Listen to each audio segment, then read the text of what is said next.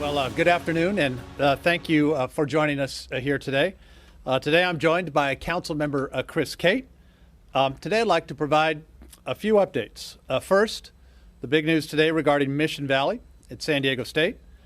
Second, a conversation I had today with fellow mayors across the country, with the CDC and the White House. Third, honoring Asian Americans and Pacific Islanders amid this pandemic. Lastly, of course, highlighting San Diego businesses that are reopening the right way. But before we begin, I'd like to talk for just a moment about the pain that the nation is feeling out of Minneapolis. George Floyd's death is a tragedy. It never should have happened. George Floyd should be alive today. Those Minneapolis officers robbed him of his life. Their actions were wrong, and this is unacceptable. And I stand with the San Diego Police Department to condemn those officers' actions, condemn them in the strongest possible terms. COVID-19 has led to a great deal of hardship for so many across our entire country. And George Floyd's death is a reminder. It's a reminder that we have to care for one another, especially now, because our actions affect one another. We are not adversaries. We are all connected. We're Americans, and we should all stand in this together. I'd now like to shift gears and talk about something that all San Diegans should be proud of. First topic, topic number one, the City Council unanimously approved the sale of the Mission Valley Stadium site to San Diego State. And that is a historic agreement for the purchase and sale of the Mission Valley Stadium site. This agreement puts in motion a revitalized Mission Valley, a world-class river park, and empowers SDSU to build a stadium campus that will serve San Diegans for generations. It's a fair agreement, and one that protects taxpayers and meets the spirit of voter-approved Measure G. It really has the potential to create good paying jobs and thousands of housing units at a time when we desperately need it. It's going to create retail space and, of course, a world-class, expansive river park that San Diegans can enjoy for generations. Also, I think importantly, it relieves the city of the financial burden as we grapple with the financial fallout of COVID-19. We are facing, as I've talked about, one of the largest budget deficits in our city's history. The stadium costs taxpayers millions to operate and maintenance costs every single year. This new agreement lifts the burden off the shoulders of city taxpayers once and for all. Now we can put those dollars to good use for San Diegans and good use in our general fund that we use every single day for parks, libraries, and smooth streets. There are a few more steps, but today's actions allow us to move forward and we can initiate escrow and transfer the land. This is a very complex agreement, and we needed to take our time to get it done right. And I think we've done that.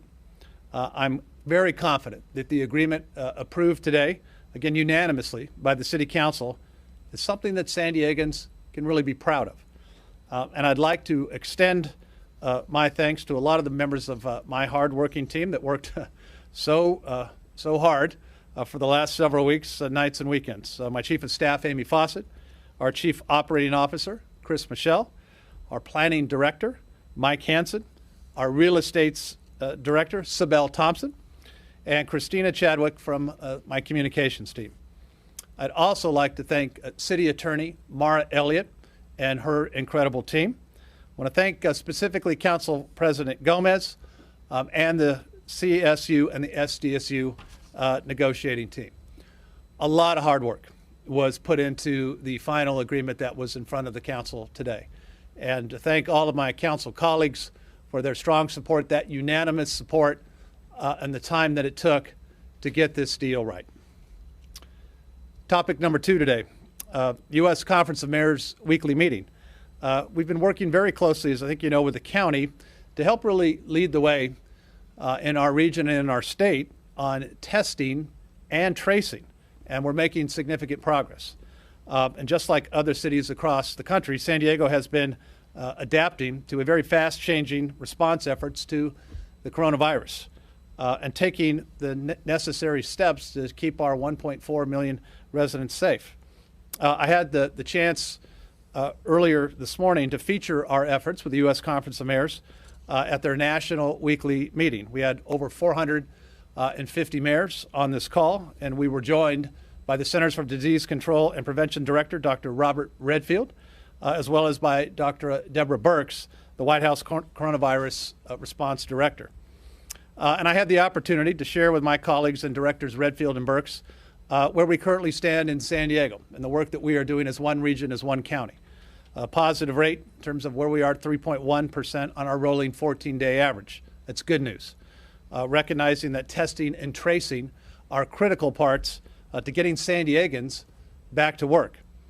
And on testing and tracing, talked about the fact that with the counties helping everybody working so closely together, that our region is averaging 3,800 tests a day with our goal to reach 5,200 tests. Now hired 383 contract tracers with a goal of reaching 450. These tracers have performed over 8,577 investigations. Again, a lot of great work on how San Diego County and our public health officials are really helping to lead the way. And we also had the opportunity to discuss what the best national practices are in terms of contact tracing and what cities can do and regions can do to lead by example in developing testing and tracing regimes for our own workforce as large employers that we are. It was a very productive discussion, and I look forward to continuing to work closely with the county and with my fellow mayors across the country as we build a very robust system for not only testing, but contact tracing as well. Topic number 3, Asian and Pacific Islander Heritage Month. Diversity, of course, is one of our city's greatest strengths, and we are a great city of people of all backgrounds, all religions, and all races. And our neighborhoods are bursting, of course, with culture from many San Diegans who make up our communities. May is Pacific Islander Heritage Month, and today we wanted to take just a moment to honor that. Asian Pacific Islander heritage is one of the largest demographics in our entire city. They're a vital part, of course, of our economy, our workforce, and really our shared identity. It's who we are as San Diegans. And like all small businesses, such as restaurants, cafes, bars, those owned by Asian Americans have been hit hard due to the closures during this pandemic.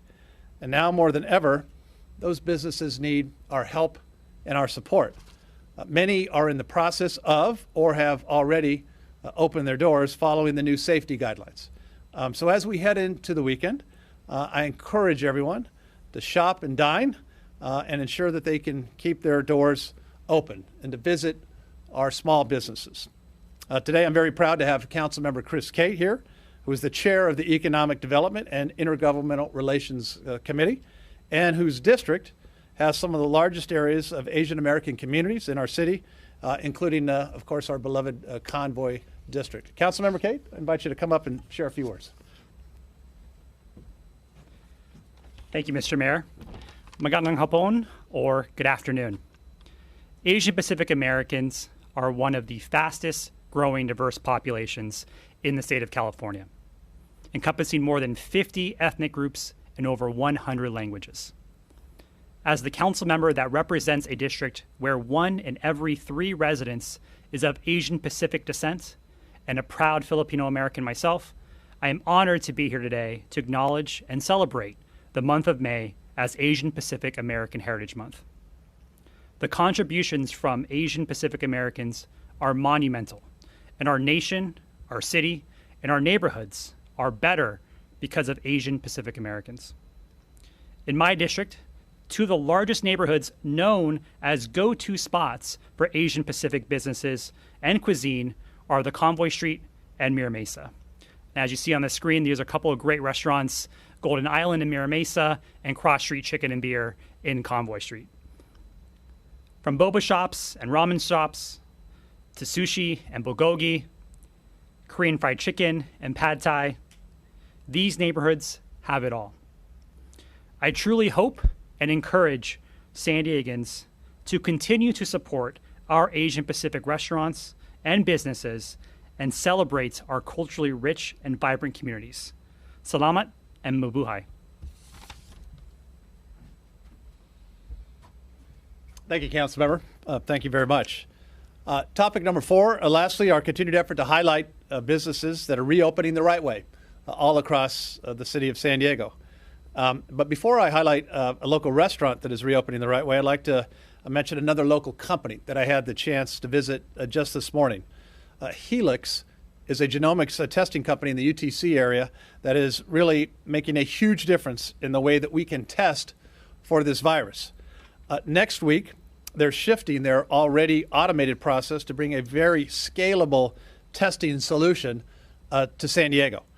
And I want to thank the CEO, Mark Stapley, and all of the scientists working so hard to bring innovative solutions to the table that are going to help us get through this pandemic and hopefully, ultimately, reopen for good. I will tell you, I was just, as we've highlighted several times, to see the great talent, the great innovation, the world-class work that is being done here in our region is something I'm incredibly proud of.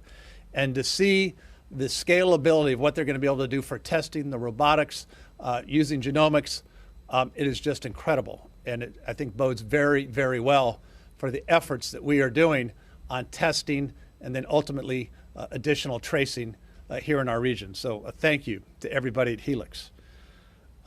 Speaking of reopening, many of you may be familiar with the Naughty Barrel restaurant in East Village.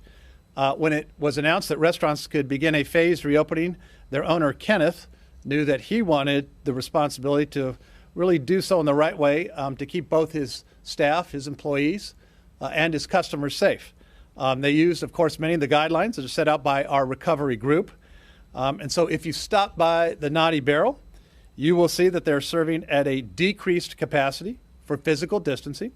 You see a roped off bar area, added new signage, disposable or scanned menus, requiring masks, of course, and 6 feet of distancing. And they have closed off every other table. They even have employees for stickers that read, "I had my temperature checked." The folks at the Naughty Barrel want to set an example and help others in their industry reopen safely. So I want to say thank you. Thank you for doing it the right way. Thank you to be an example for so many restaurants and small business as we continue to reopen safely in San Diego. Thank you for doing it the right way. That will allow us to keep the gains that we have made as a region and not go backward. And with that, I will pause. I do not believe we have any questions from any members of the media at this point. Thank you, San Diego. Thank you for continuing to do the right thing. And I look forward to Monday's briefing. Have a good weekend.